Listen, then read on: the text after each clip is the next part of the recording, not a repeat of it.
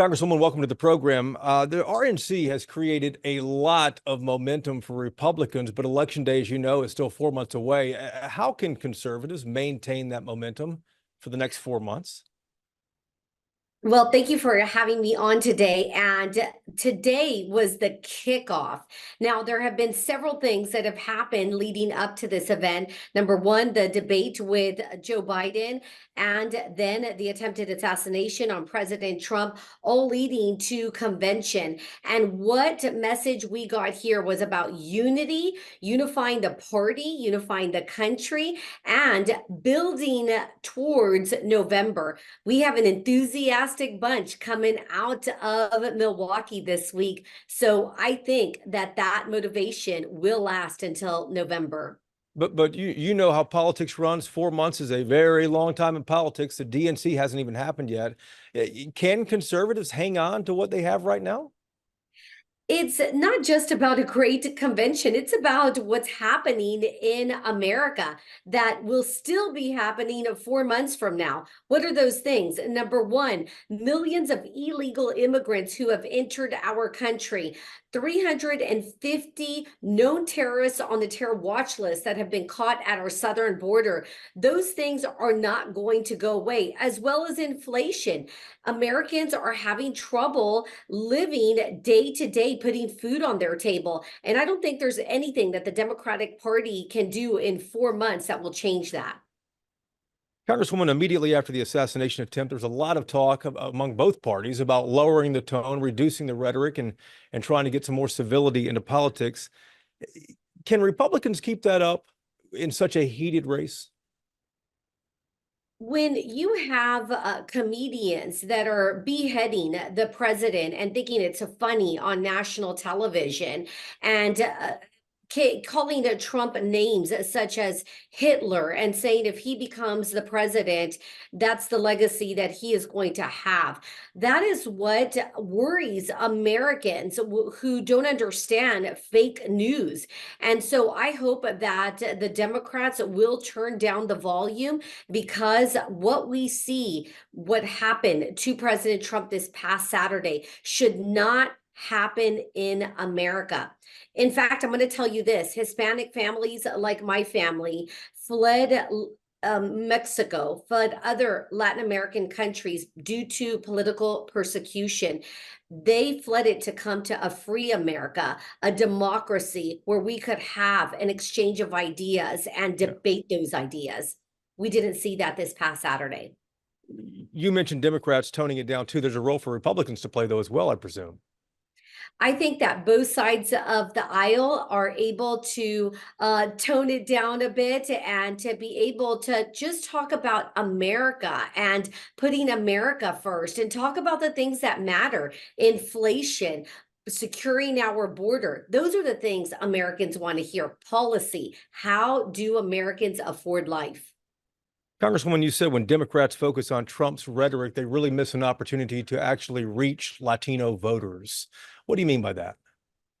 The reason I say that is because they're only focused on President Trump. At the end of the day, what Latinos want to see are policies that help them feed their families. You see, Hispanics tend to have bigger families. That means more mouths to feed. So when they go to the grocery store and they're buying their salsa and aguacates, what they find is their grocery cart cost twice as much.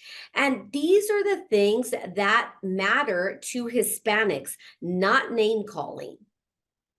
As you know, Latino voters often align more closely with the Democratic Party, but we have been watching for the past few cycles Republicans making inroads in South Texas, especially in McAllen, with the mayor of McAllen, who is a Republican. Your seat, of course, as well, too. What other opportunities do you see for Republicans to pick up come November?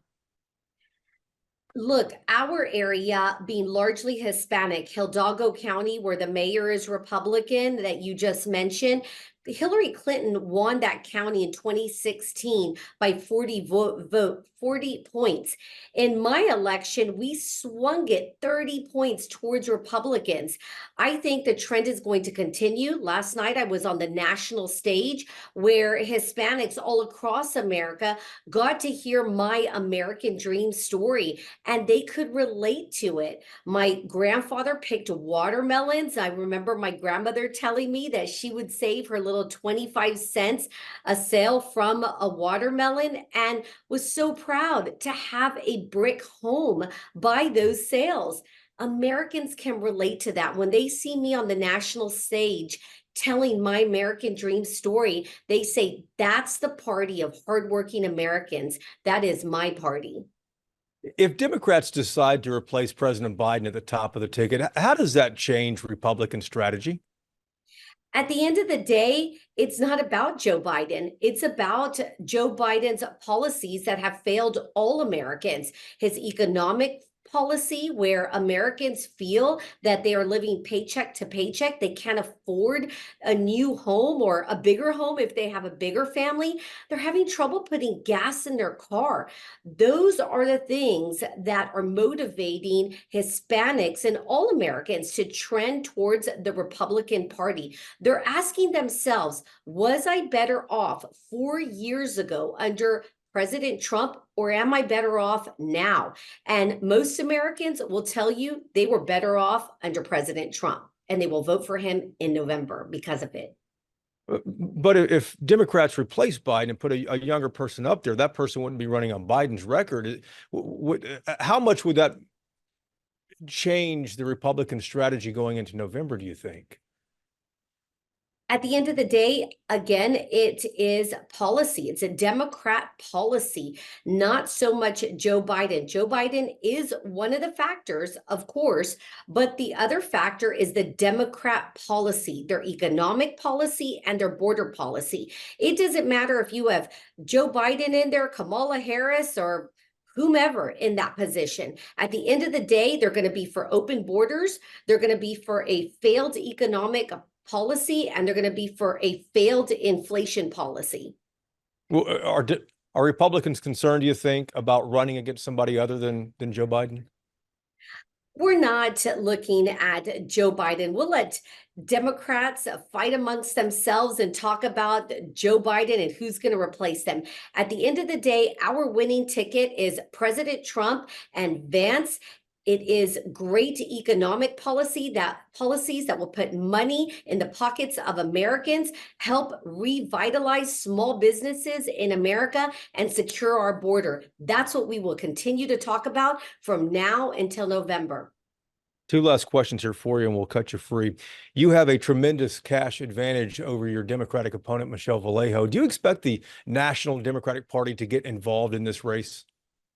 Right now, I am on their hit list, but that's not stopping us from continuing to work in our communities, to shake hands and create policies that help communities like mine. So we're going to focus again on putting local first. And I think that at the end of the day, that's how we're going to win. You know, immediately after Donald Trump selected Senator J.D. Vance for his vice presidential nominee, a number of Republicans I spoke to, officials, said, listen, I just don't know enough about him just yet to be able to talk intelligently about this. How do you think Senator Vance appeals to Latino voters in South Texas? I believe that Trump's selection was fantastic. He is young, he is vibrant, he is the American dream, coming from extreme poverty, working his way up, and now to be the presidential nominee. This is fantastic. Hispanics tend to be younger, so this will give them an automatic connection to Vance. So I think that it will work out perfectly for Hispanic voters who are young, who are looking for energy. They're going to find it in our vice presidential nominee. Congresswoman, thank you for the time from Milwaukee. We appreciate it. Thank you.